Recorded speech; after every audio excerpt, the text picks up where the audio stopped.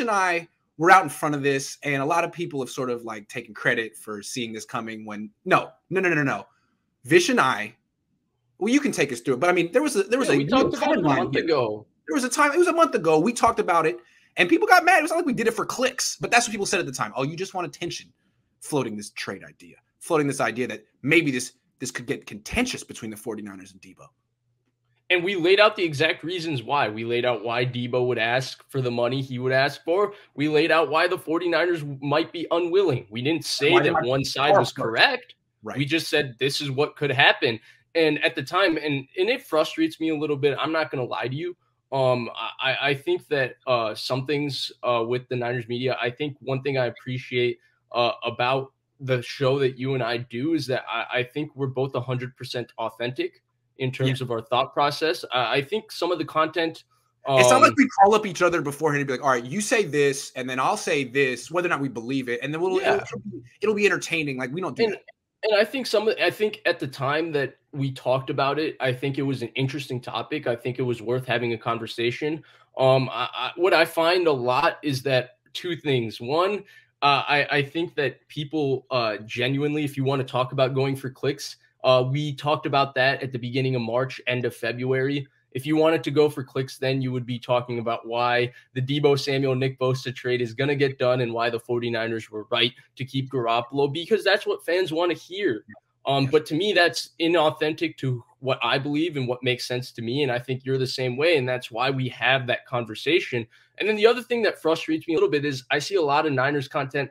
It's more about, well, what the fans are talking about. So we'll ride the wave of the fans. When the fans are happy about Deebo Samuel, we'll talk very positively about Deebo Samuel. And the moment, he does something for himself, we'll say, well, he's not worth that money and everything, to acquiesce to what people are believing. And that really frustrates me because, again, to me, I value authenticity.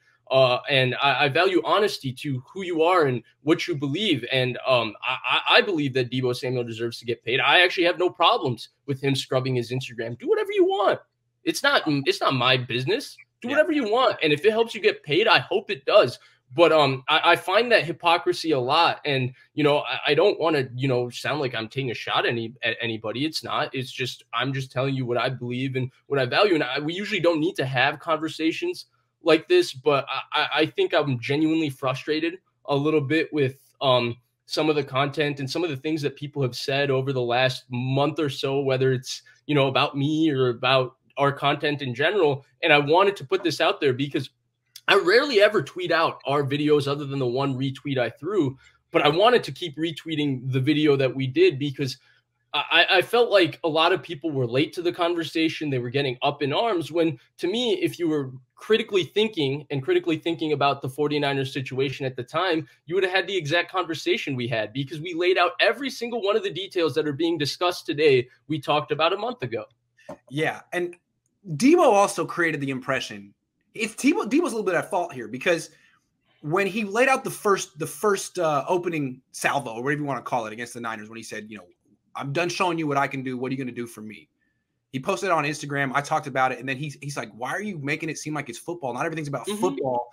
You're doing this for clicks. He said that.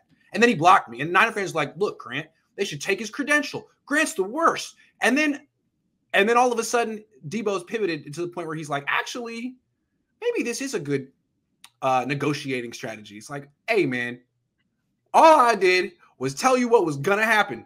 Anyway, so Deebo said, well, no, and even if Deebo wasn't talking about football, I think it needs to be reiterated. Your job as a journalist, being true to your profession, is to ask the question when something cryptic is said, whether it's about football. Now, it could be annoying for Deebo, and I'm sure it annoyed him. Hence why he blocked you. That's fine. It shouldn't stop you from going about and doing your job. I think that the fact that a lot of the local media has not covered the fact Deebo has scrubbed his Instagram is a little disappointing because, again, it could mean nothing about football, but your job as a reporter is to ask the question whether it is. That's why when Kyler Murray did it, it was a national story. Yes. And why do you think this isn't a national story? I think I don't want to take a shot at your contemporaries. I've done it enough. The narrative about their team, don't they? The Niners do a better job of controlling the narrative about their team than the Cardinals do. I don't think it's just that. I just think that the Niners media doesn't really offer much other than, and I talked about it a lot. Grant. I don't sound like, because again, for me, I'm not I'm in a the fan. group. I rely on your coverage. I'm in the beat writer group, and us collectively have broken like 0 stories the last 10 years. I mean, ones that the Niners would be uncomfortable with. So I have to agree with that. Yeah, and it's not just that, right? It's not just that. It goes a step beyond. And I'll say this: I don't know. As a fan, I'll talk from a fan perspective. As a fan, and I think other fans could probably identify this, I don't think we get the content that we deserve. I'm so sick of reading the same 3 articles about the 3 Fred Warner quotes from that week every single week as the content that the media gives me weekly before every game. I rarely get, other than from people like KP, I get X's and O's breakdown that's analytical. And you, KP is Kyle Posey. Niners Nation, he's terrific. Yeah, he's terrific. Other than you guys, I rarely get any content as a fan that tells me something a little more in-depth about what's happening with the team. Everything is, well, Fred Warner said these 3 things about this team. I'm going to put them into a 200-word article and release it. And that's the content I get on a Wednesday and a Thursday. And again, I'm a fan, right? This is not my full-time profession. This is something I look at as a time pass to enjoy my day. There's nothing relaxing about getting home, doing my homework, and sitting on a Wednesday night trying to, just decompress and enjoy some Niners content and just being like, oh, look, 4 different publications wrote the same 200-word article about the same 3 quotes from Warner or Juszczyk or Garoppolo. This isn't a story. This isn't a story. You can't get a word on this. And it's frustrating. Again, I think the Niners media does a really, really good job in some aspects, but this is my quibble as a fan, right? You're their contemporary. I'm not in this business, much to a lot of people's dismay who say I do this for clicks. I stopped doing my YouTube. So there's nothing really you can click on. I don't write for a publication. Let me just defend these guys. I just consume it. They're my colleagues, and I do differentiate myself from them a lot. But in their defense, and I hope this will change this year, the locker room hasn't been open. So that the team brings people to you, and it's hard to get Jaquiski Tart. It's hard to get K'Wan Williams. So this year, there's no excuse. I'm just saying, no excuse. Yeah. We should be all working the locker room instead of just going with 3 guys who are made available. So, and I think some of the Niners deserve some culpability too from that aspect, right? They only provide access to certain players, and that's where I got a little bit frustrated. I thought you did an unbelievable job with the Jimmy Ward interview. First of all, I thought that was unbelievable. He is the longest tenured player on the 49ers. That was the first time any of us as fans got any sort of introduction to who Jimmy Ward is. Yeah, it's a problem. Yeah, and it's the 49ers' fault. We have a lot more ground to cover. We're going to get to but I will say this, Grant. I will say this, Grant, also in regards to that. It is partially the 49ers' fault, but if you're really interested, you really want to learn this stuff, you can turn on the film and you can start to learn, and you can ask questions, you can watch clinics, and you can figure out, holy cow, number 1 does a lot for this defense. And I think those type of things, that type of level of critical thinking is lacking from the Niners beat. Like there are a lot of players on this team that do a hell of a job that they just refuse to talk about because it might take, an hour, 2 hours more of their time to learn something and figure out what these guys are doing and how it might help. I'm sorry. I didn't mean to be on top of your contemporaries like that, but it's just from a fan, it's a frustration for me. I don't know how it's developed out here. It didn't used to be this way with my dad, like except the 80s and 90s, but the last 20 years, it's been very much of like a gatekeepery type of market where like 3 people get to say what the opinion is and everyone has to agree with them. Like this, for whatever reason, the Bay Area sports media scene has really discouraged dissent, and it's all been about like one opinion that everyone agrees with, and I hate that. And I think that's why some people look at me as being a hot take artist. Like, no, I just disagree with the main narrative a lot because it's totally dishonest a lot of the time.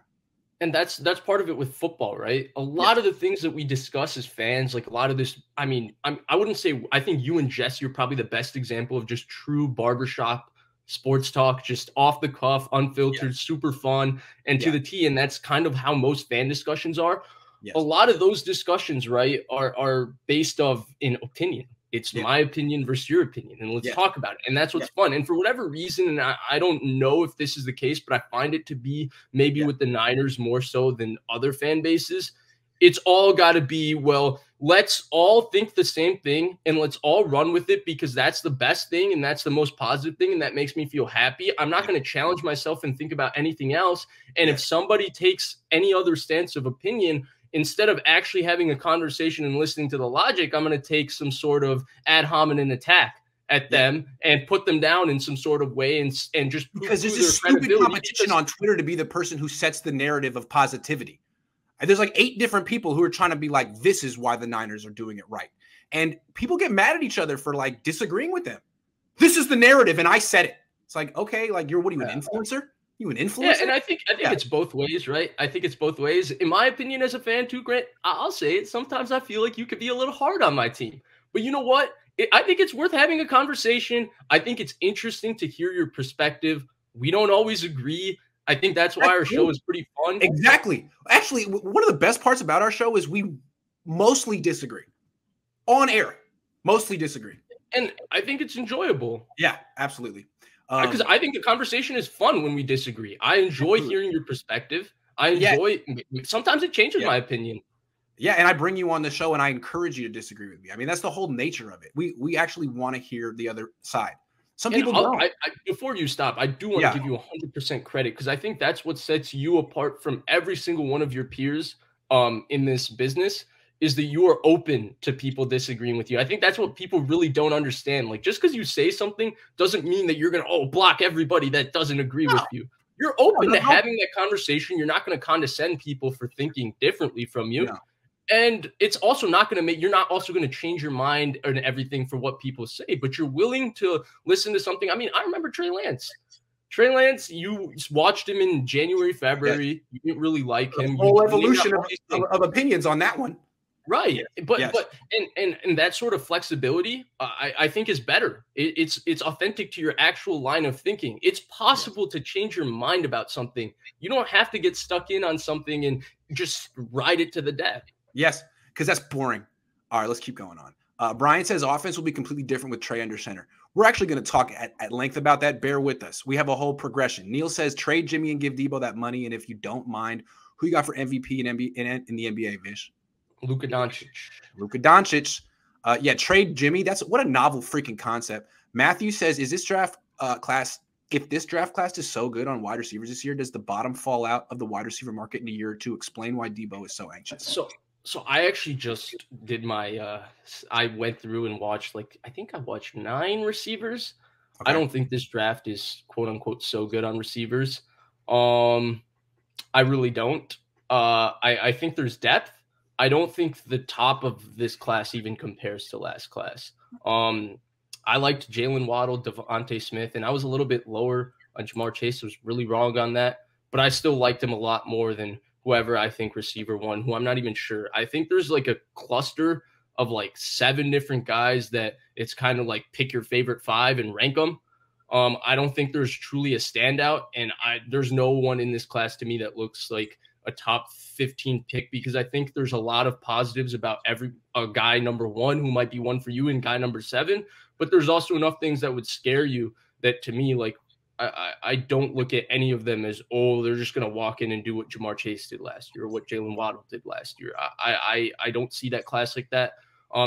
Dude, if there was that wide receiver, the Jets wouldn't be trying to trade for every freaking receiver on the market. Exactly. Right? They wouldn't be waiting for DK and Deebo. To be fair, the Deebo DK class looked the same way, but what I will say differentiated them is Deebo Samuel, AJ Brown, Paris Campbell, and DK Metcalf all had special traits that would project where if they became something or got in the right situation, they could become superstars.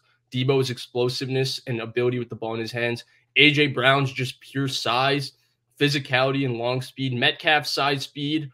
Paris Campbell's total explosiveness and speed. I don't know if there's guys in this class, when I look at a Garrett Wilson, I think he's good. I think he's really good. I don't think he's got DK Metcalf or Deebo Samuel's ceiling from just a pure physical evaluation. I think Jameson Williams is the only one I look at from that standpoint, but he's also a little bit slight. I think he's my favorite receiver in the draft. But because of that, I don't think that this is the draft class where you trade Deebo and go draft somebody else to replace him. Because at least the Buckner trade, right? A lot of people looked at Javon Kinlaw as a top 10 pick in that draft. before they knew about his knee. I don't think people look at these receivers that way, where there's one or two guys where you say, wow, that guy is really, really special.